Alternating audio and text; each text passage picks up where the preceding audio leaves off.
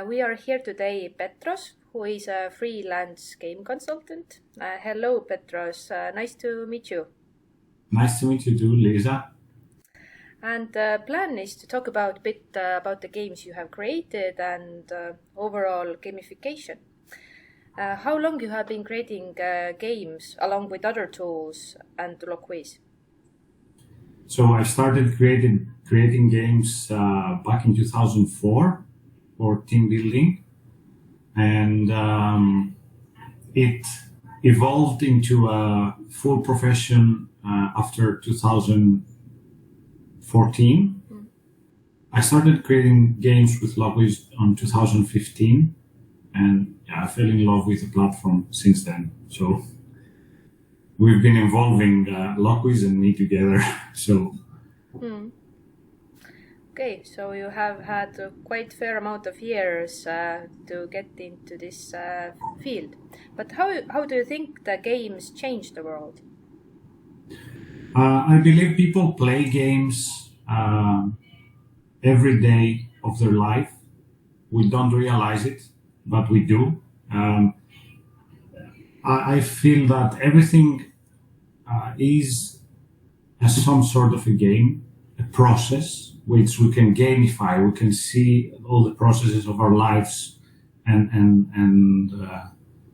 make them better and make them more beautiful by gamifying them. We don't even have to, organize a game. Sometimes it's just us in our head playing games. Flirting is a game when it's done nicely and beautifully. So I think games, they don't change the world, they are part of the world. And as part of the world, they evolve as people evolve and their intelligence evolves through their years during their life. The actual games that we make, I feel and I hope that they do make changes on the corporate environment, on the education and other industries where you need to pass on messages and educate people with an easier process. So. I totally agree with you. So you mentioned corporations and companies. Who are your favorite clients, or corporations you have created games for, and why? So I've been creating games for a fair amount of time for several Greek companies. Of course, some of them are branches of multinational companies. I think I'm attached with several companies in Greece that really invested on creating very nice, very complex, I'd say sometimes, games for their employees. Some of them are in the pharmaceutical industry. So I'd say some are like AbbVie and Pfizer in the pharmaceutical sector. They have invested a lot on making their internal clients, I'd say, which is their employees, feel and evolve and get connected with one another. I have been creating games for other companies, for like team building companies. So Summit from Greece was a big part of my life. It's the company that I started creating games for. The first game was 2004. So it's a big part of my life. I've created a lot of games there, so it's one of my favorites, of course. And then Christiansen Consulting is what I'm doing right now. We have a very close cooperation and we are building games together. I'm part of that company, that's how I feel. There are other companies like Storyplay and even Legoland. So a lot of beautiful games coming out of companies who create games for children and they need something for their employees and their clients. So I think that there are a lot of companies that are very close to my heart. If I had to pick one right now, would be Summit for sentimental reasons, but also Christiansen Consulting because it's given me the ground to grow a lot faster and make things that I didn't really expect I would be making. So yeah. Okay, the next question is then a tough pick because you have such a wide portfolio. Can you tell a bit about some game you have created and are most proud of? Yeah, this is a very hard question. I consider my games as children, and that's because I also see them evolve and grow. You know, when you create a game and you feel you've finished it, usually you're 50 to 60% there, but you don't know it yet. You need to give it to your audience, and they will come back to you with, you know, whatever. They might not even talk about it, but you can see how the game is run and how people react to it. And then you can make corrections and you can, you know, help it evolve.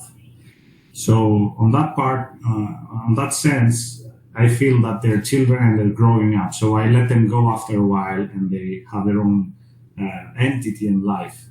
I have created a game back in 2015. It wasn't Loquiz related.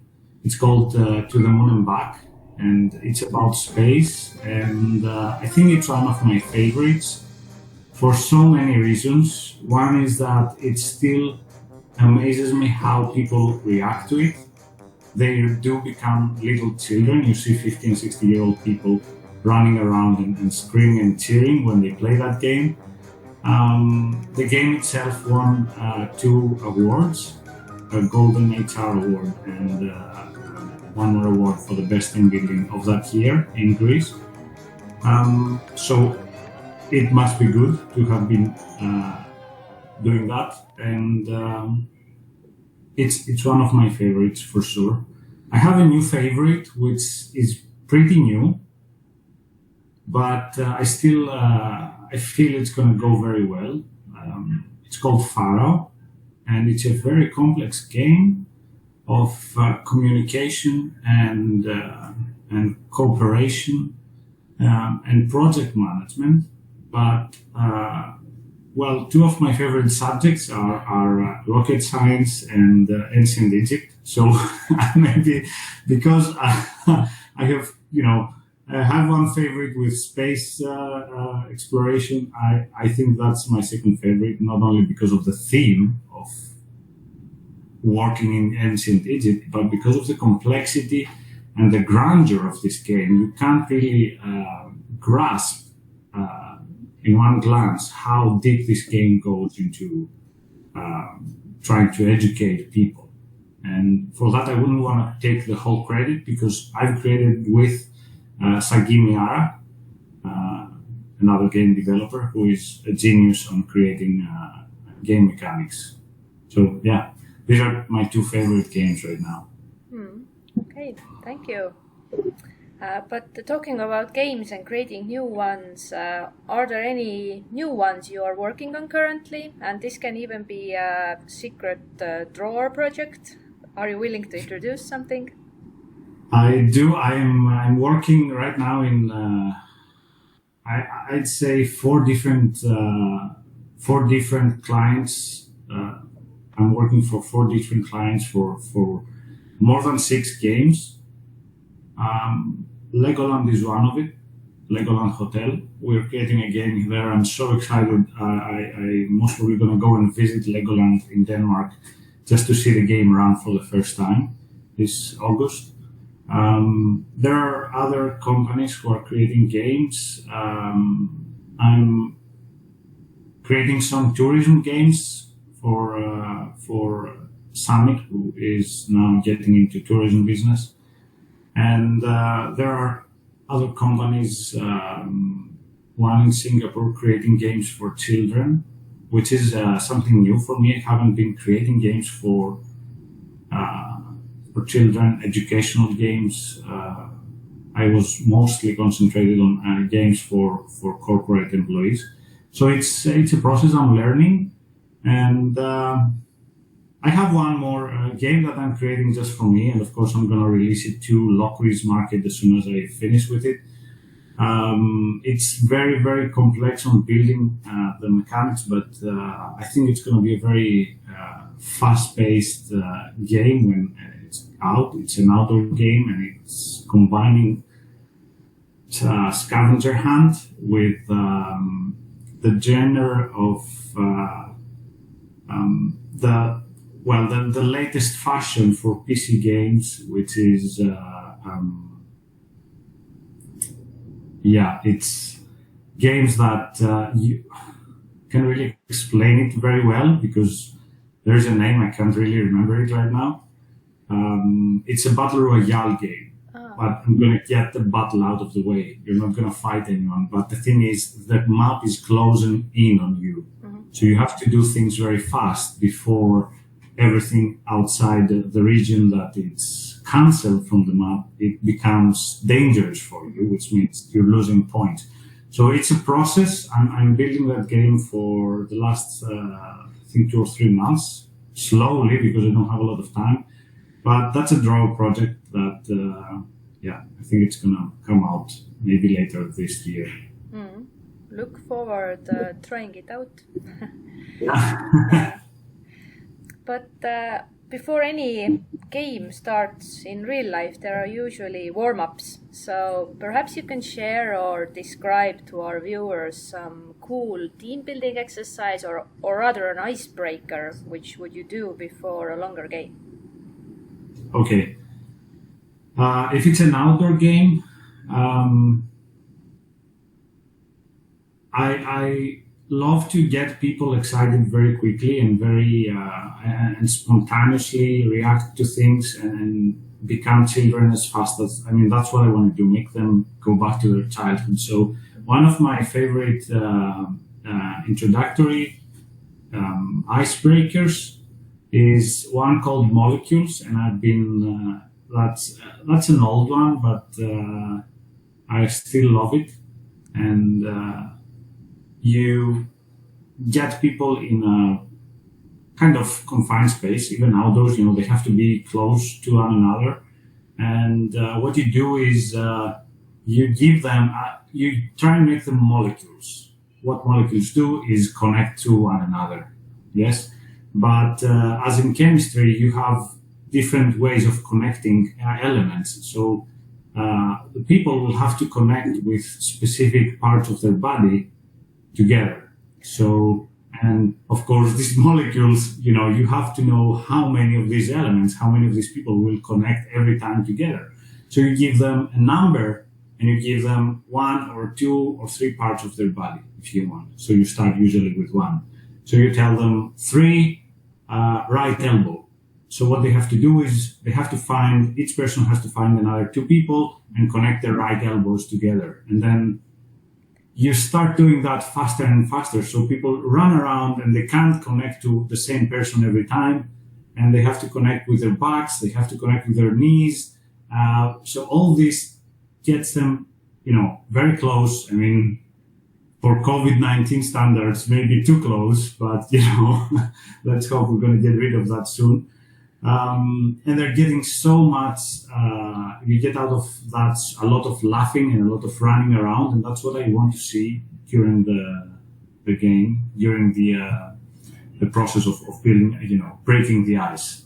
Mm-hmm. So that's one thing for outdoor. If we would go for indoor gaming, I don't have one specific, but I would,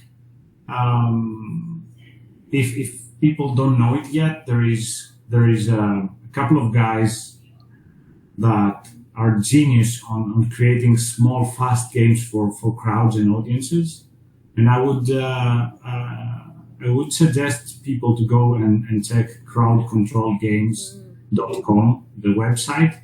There are tons of things in there that you can do for people that are connecting from home, and you can have a lot of fun with them. So that's my suggestion for online team building. I totally agree. Their games are pretty cool. And I have a bonus question to finish the interview. So for today, if you would like our viewers to remember one thing from this conversation, what would it be? Maybe my philosophy for life. Since I'm Greek, I ought to have a philosophy for life. I don't know, just joking. For me, life is a game, and in order to play it and to play it correctly and be happy at the end, you need the best team players you can have. So that's all I can say is find yourselves the best team players you can have in life and play that game together. And I think it's guaranteed to win the game at the end. That's how it goes. We need one another, and life is a game. You need to play it with other people. That's very beautifully put. Thank you. And I'm very glad you found time for today's interview, and look forward interviewing you in the future about specific games. I'm also looking forward for that. Okay, thank you. Bye-bye. Thank you.